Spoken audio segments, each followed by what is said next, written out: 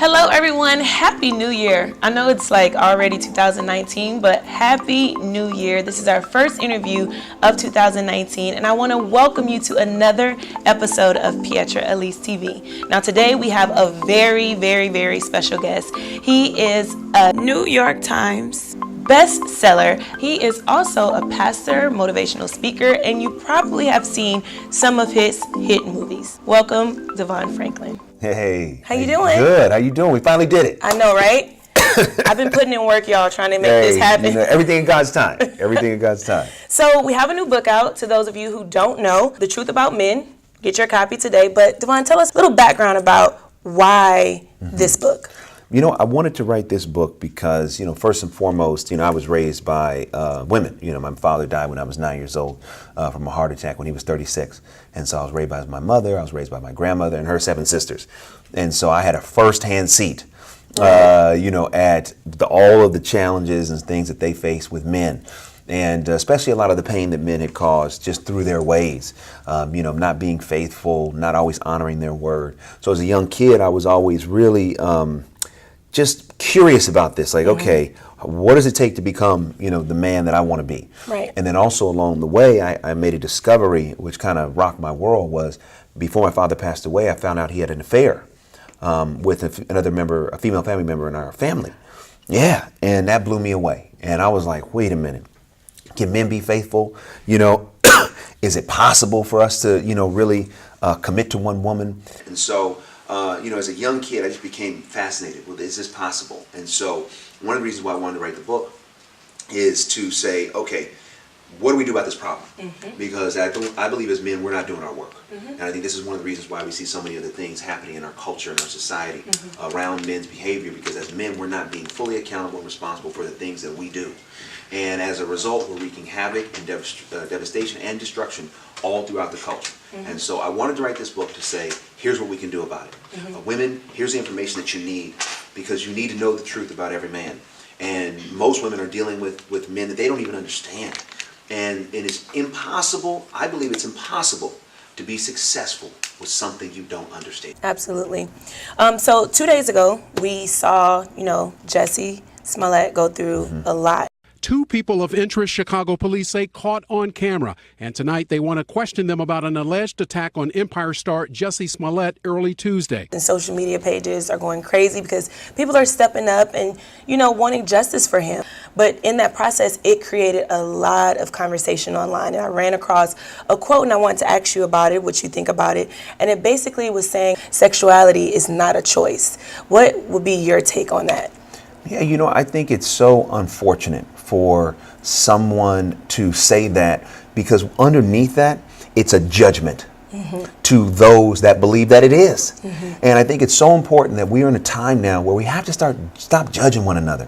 And we also have to stop articulating our point of view on somebody else's life. It's just to me, this is where the callousness of our culture is seen in the broad light of day. Right. Where so many people have an opinion and speak negatively about people in the lifestyle that they are living. Let me tell you something. We all have so much going on in our life that I think we have to have time for love. Like, hey, you know Absolutely. what? I may not understand what you're going through, but I'm not going to say something that's going to make you feel less than. Right. Especially when you look at the issues going on in the LGBT community, the level of suicide, especially in men, especially in men of color. We have got to get back to a place where we practice acceptance, we practice understanding, and we practice love. And in the book, we talked a lot about sexual harassment, sexual assault, like things like that against women. And I think that's very important because, even recently we saw the docuseries with R. Kelly and all that stuff coming out. And, things that's been happening for years, but things that are just starting to uncover. How do you think, or what do you think needs to take place in order for men to, take action to start respecting us again? Well, I think there's a lot that has to be done. And that's why one of the reasons why I wrote the book, because here's what we do. Here's the problem. In the book, I articulate that every man struggles with lust. And lust is a selfish impulse for financial, professional, personal, or sometimes, spiritual gain by any means necessary. Right. And so often those means are detrimental. So what I have noticed is that when men give themselves over to this lust, And in the book, I use the dog as a metaphor for lust. So when men give themselves over to the dog, they become what the dog wants them to be. They become literally driven by their impulses and their urges. And as a result, they begin to look at women not as people, but as toys for the conquest, as objects. And so in order for us as men to become different, every man, as much as they have the dog, they also have the master in them. And I use the master as a metaphor for love, love of self, love of God, love of the woman in their life, love of family, love of community. For a man to be successful, he has to put love in control of lust. He has to put sacrifice in control of selfishness. And when a man does that, then what he used to view as an object that was only there for his pleasure, he now understands as a real person. Absolutely. With care and consideration and a heart and a mind and a life.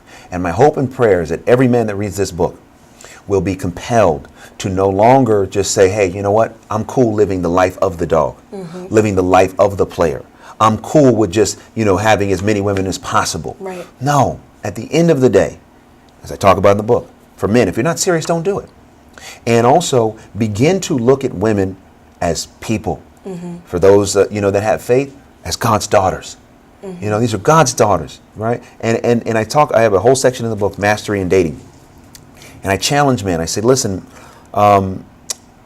if somebody was doing what you might be doing to a woman right now, if somebody was doing that same thing to your mother, your daughter, your sister, what would you do? If you wouldn't want someone to do it to them, don't do it to someone else's mother, sister, daughter. And so I think part of it starts with learning self-control, learning how to manage our urges as men, and also learning how to properly value all that a woman has to offer. Absolutely. And putting that in the proper context. Now, that doesn't mean that every situation, even when you do that, every time you date someone, it's all going to be successful. Listen, there's personalities and issues that come up, but we can date with more intention. And part of that intention is getting back to a proper value of women instead of just looking at them as part of conquest or objects. I think even when you look at the incident with Jussie and all of the love and all the support from around the world, it's so powerful when we articulate that one matters. We stand together for the one. Because so often we're looking for numbers and people and all this. It just starts with one person. And I think that's what's so powerful about Breakthrough, and I think why it's so emotional, is that the whole town, the community, the church, the family rallies around one person because life matters for that one person. And I think there's just something really beautiful about that. It comes out Easter of this year. It comes out April 17th, just in time for Easter season. It stars Krystle Metz from This Is Us. It stars Topher Grace and Josh Lucas and Dennis Haysbert, Mike Coulter. And this movie, now I've produced, this is my third produced film in about since the 4 years I started this company. And before that I was an executive, thank you, at Sony Pictures, and then worked on, all kinds of movies. This is probably the most powerful film I've worked on. Really? Next to The Pursuit of Happiness. Really? Yes. This movie is a Kleenex and a popcorn movie. Seriously. So I'm really excited for people to see it. Yeah. The trailer's out. It's been doing really well, and I'm just excited to bring some hope and inspiration to the box office. Well, congratulations on everything. Thank you. And thank you so much for being with us. Of course. Tell everyone where we can find a copy. Yes, you can get Truth About Men on my website, devonfranklin.com/thetruth. You can also get it where books are sold, Amazon.com, BarnesandNoble.com. We also got the Audible book, and every format that books exist in, you can get The Truth About Men. Where can everyone follow you on social media? Yeah, absolutely. Follow me on Twitter at Devon Franklin. You can also follow me at Devon Franklin on Instagram. If you're following me on Facebook, go to @Devon Franklin Official. Thank you all so much for tuning in, and we'll see you later.